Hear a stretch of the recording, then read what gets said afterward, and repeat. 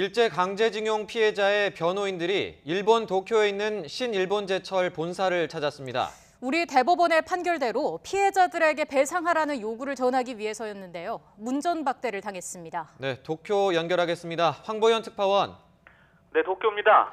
네, 뉴스 시작부터 썩 기분 좋은 소식은 아닌데요. 자세한 내용 전해주시죠. 네, 오늘 오전 10시쯤 우리 대법원에서 최종 승소한 강제징용 피해자 4명의 변호인들이 일본 도쿄역 근처의 신일본제철 본사를 방문했습니다. 신일 철주궁으로 이름을 바꾼 신일본제철은 징용 피해자 4명에게 각각 1억 원씩 배상하라고 우리 대법원이 판결한 바로 그 회사입니다. 오늘 방문에는 임재성, 김세훈 변호사와 강제징용 피해자 보상 문제 해결을 위해 힘써온 한국과 일본의 시민단체 관계자들도 함께했습니다.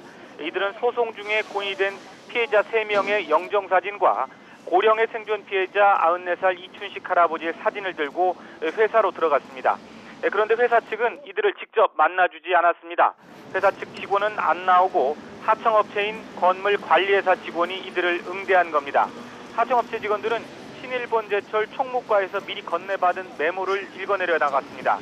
1965년 한일 청구권협정에 따라서 한국 대법원의 판결을 받아들일 수 없다. 상당히 유감이다. 그리고 한일 간 외교 교섭 상황을 보면서 대처하겠다라는 내용이었습니다. 변호인단은 신속한 배상을 요구하는 요청서를 가지고 갔는데 하청업체 직원들은 이를 그냥 두고 가라고만 했습니다. 이를 신일본제철 측에 전달하겠다는 얘기는 끝까지 안 한 겁니다. 이에 따라서 변호인단은 신일본제철 측과 면담도 불발이 됐고 요청서 전달도 하지 못한 채 30분 만에 회사 안에서 돌아 나왔습니다. 이후 변호인단은 기자들과 만난 자리에서 피해자들을 대신해 이미 10여일 전부터 여러 차례 면담 요청을 했는데도 이처럼 문전박대를 하는 것은 있을 수 없는 일이라고 비판했습니다.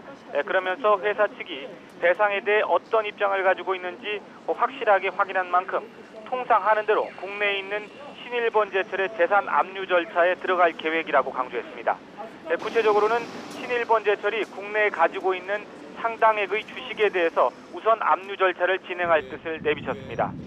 변호인단의 회사 방문에 앞서서 강제징용 문제 해결에 앞장서온 일본 시민단체 회원들은 신일본제철 본사 앞에서 즉각 배상해야 한다는 내용을 담은 유인물을 배포했습니다. 현장에는 한국 특파원들은 물론이고 일본 취재진들까지 모두 100여 명 정도가 모여서 이번 사안에 대한 깊은 관심을 나타냈습니다.